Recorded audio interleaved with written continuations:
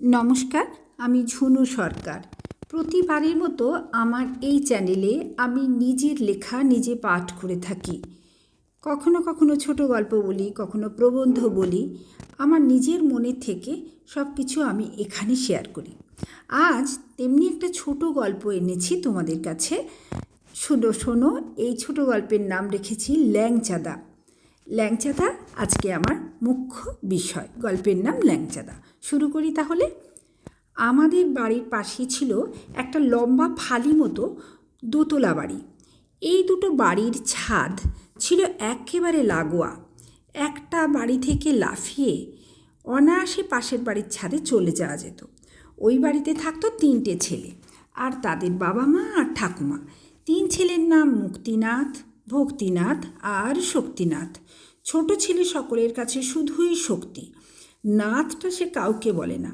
ওদের একটা স্টেশনারির দোকান আছে পুলিশ ফাঁড়ির কাছে।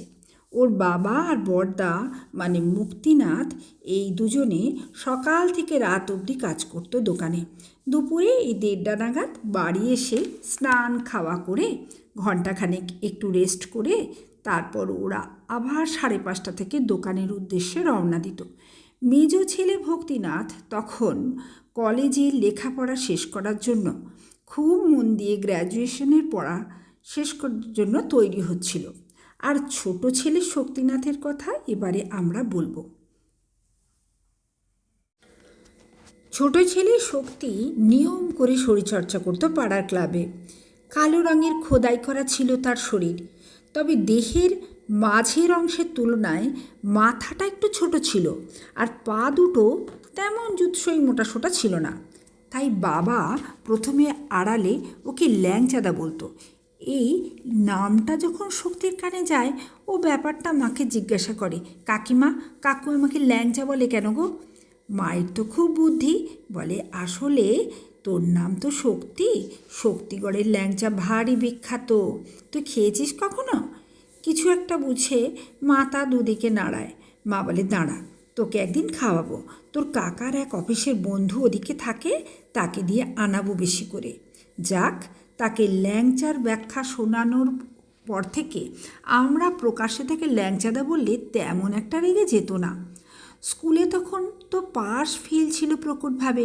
আজকের মতো পড়াশোনার এমন অবস্থা ছিল না। তাই ল্যাংচার স্কুলের শুধুমাত্র গেম টিচার ছাড়া অন্য মাস্টাররা তার প্রতি বিরূপই ছিল।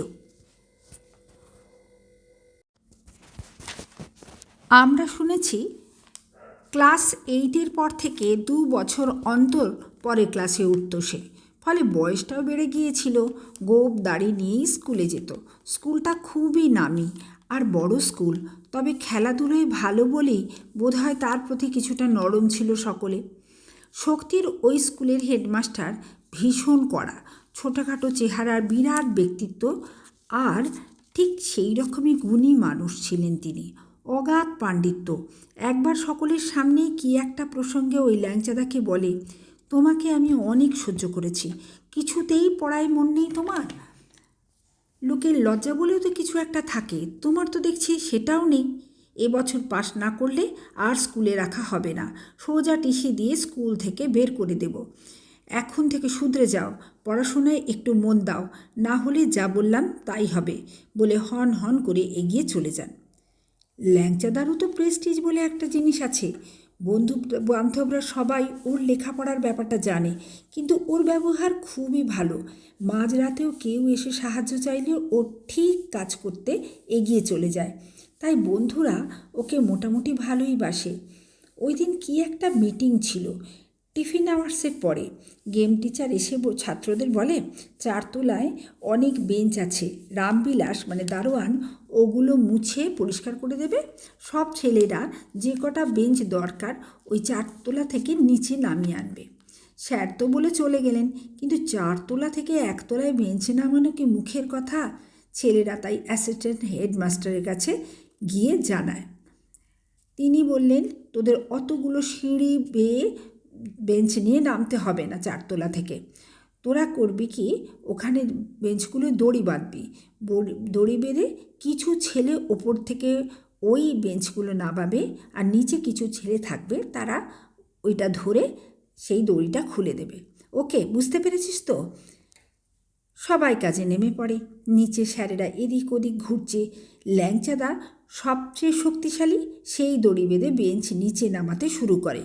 বেশ কটা নামানোর পর হঠাৎ দেখে হেডমাস্টার ঠিক নিচেই দাঁড়িয়ে আছে, পাশে অ্যাসিস্ট্যান্ট হেডমাস্টার। ল্যাংচা ভাবে এই সুযোগ, ব্যাটা হেডুকে বেঞ্চ দিয়ে মেরে মাথা ফাটিয়ে দেবো, কেউ বুঝতেই পারবে না। ল্যাংচাদা হুড়হুড় করে বেঞ্চ নিচে নামাতে থাকে। হেডমাস্টার তো নিচে অন্য স্যারেদের সাথে কথায় ব্যস্ত। ওপর থেকে বেঞ্চ নামছে সেদিকে তার লক্ষ্য নেই। কিন্তু বিশ্বনাথবাবু, যিনি অ্যাসিস্ট্যান্ট টিচার সঙ্গে ছিলেন, তিনি তো ল্যাংচাদাকে ভালো মতোই চেনেন।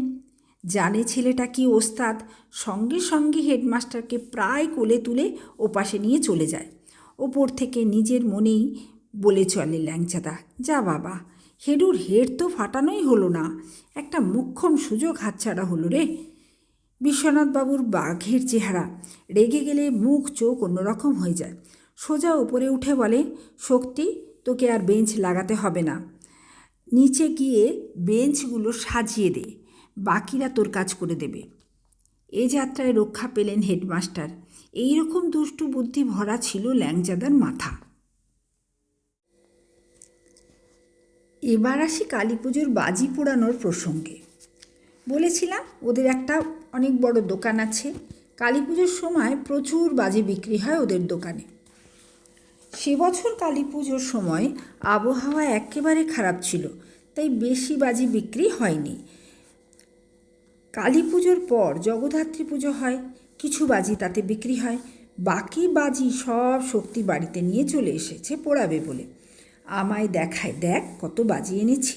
আমি অবাক হয়ে বলি, ল্যাংচাদা, এটা তো একটা বাজির দোকান গো, এগুলো কি হবে? ল্যাংচাদা বলে, আরে এগুলো সব বাবাকে ম্যানেজ করে নিয়ে চলে এসেছি, তোদের ছাদে আজ রাতে পোড়াবো। এত বড় বড় রকেট, এগুলো কিভাবে জ্বালাবে? আরে জ্বালাবো, যখন জ্বালাবো তখন দেখবি।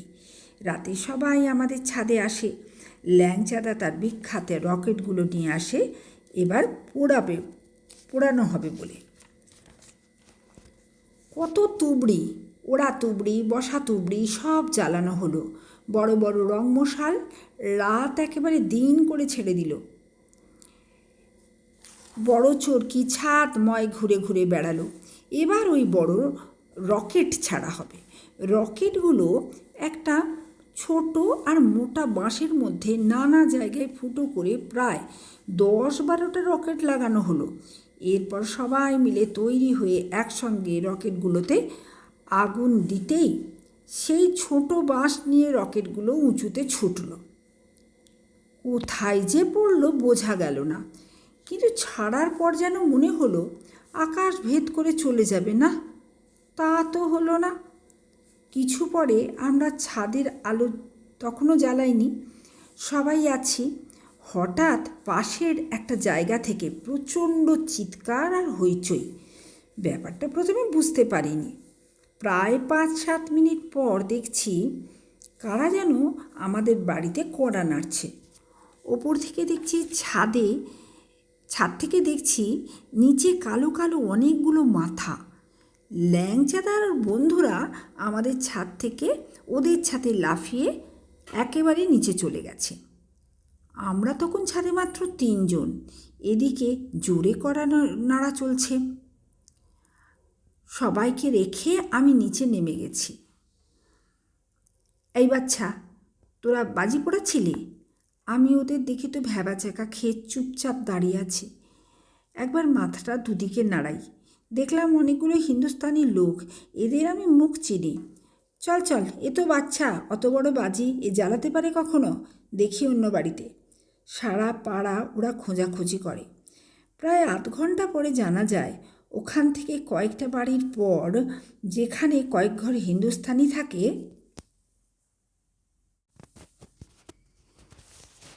ওখানে কে একজন লোক মারা গেছে। তাকে দাহ করার জন্য তারা মৃতদেহটাকে বাইরে রেখেছিল।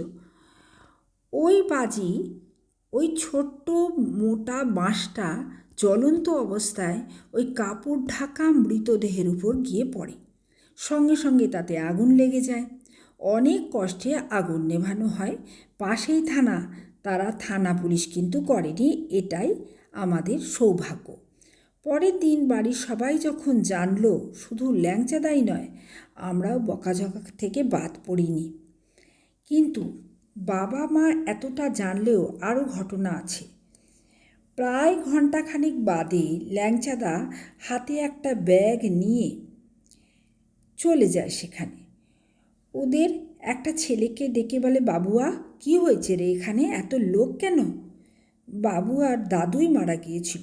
সে বলে, দেখো না শক্তিদা, বুড়ো বাপটা মরে গেল, তাই আমরা ঘাটে নিয়ে যাব বলে সব কিছু ব্যবস্থা করছি। এমন সময় একটা মস্ত বাঁশ এসে পড়ে বুড়া বাপটার পাশে পড়ে গিয়ে কাপড়ে আগুন লেগে যায়। সঙ্গে সঙ্গে সবাই জল দিয়ে আগুন নেভায়।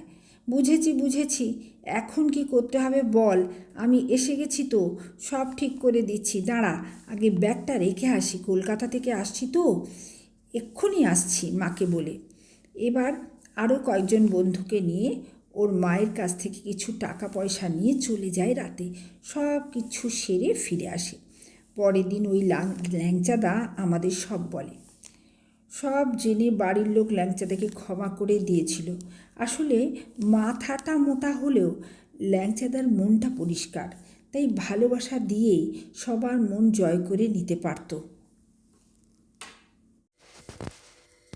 আর একটা ঘটনা তো না বললেই নয়।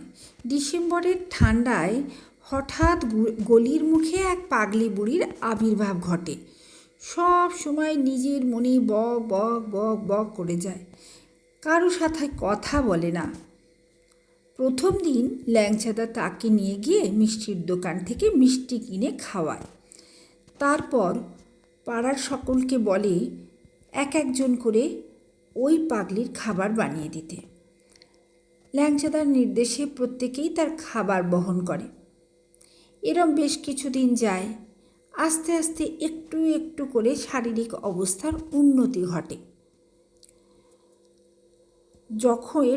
যখন আমরা তাকে জিজ্ঞাসা করতাম, ও বুড়িমা কোথায় থাকো, অবাক চোখ নিয়ে সোজাসুজি তাকাতো, কিন্তু চোখে চোখ রাখতে পারতো না। চোখ নিচু করে হাত দিয়ে দেখাতো, ওই উখানে।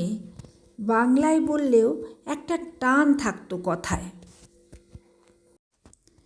প্রায় মাস 3 বেঁচে ছিল ওই পাগলি। পাড়ার মোড়ে একটা পরিত্যক্ত বারান্দায় প্লাস্টিক দিয়ে ঢেকে একটা ঘর বানিয়ে দিয়েছিল ল্যাংচাদা। সকাল বিকেল ল্যাংচাদা খবর নিত। শেষের 3 দিন একদম ওঠেনি, খেতেও আসছিল না। রাতে ল্যাংচাদা ডাক্তার ডেকে নিয়ে এসেছিল। সেই ছিল তার শেষ ডাক্তার দেখানো। ডাক্তার তাকে সার্টিফিকেট দিয়েছিল। ল্যাংচাদা পারত পুলিশের অধীনস্থ করতে, তারা নিয়ে যেত, কিন্তু তা করল না। ল্যাংচাদা নিজের টাকা দিয়ে ওই মৃত পাগলির মৃতদেহ সৎকার করেছিল। আমাদের পাড়াটা বেশ কয়েকদিন যেন স্তব্ধ হয়ে গিয়েছিল। ল্যাংচাদাকে দেখলে মনে হচ্ছিল হয়তো ল্যাংচাদার কোনো নিকট আত্মীয় ল্যাংচাদাকে ছেড়ে চলে গেছে। ল্যাংচাদা পাড়ার পুজো, দোল উৎসব, বিয়েবাড়ি, শ্রাদ্ধ বাড়ি সবখানে উপস্থিত থাকত। আর সব কাজটা সে অত্যন্ত মনোযোগ দিয়ে করত। এই ফেল হওয়া ছেলেটা যে এতটা দরকারি হয়ে উঠবে, তা ল্যাংচাদা তার চরিত্র আর কর্মসচেতনতা দিয়ে আমাদের প্রমাণ করেছিল। এই ছিল আমাদের ল্যাংচাদার গল্প। কেমন লেগেছে তোমাদের অবশ্যই কমেন্ট করে জানাতে একদমই ভুলবে না।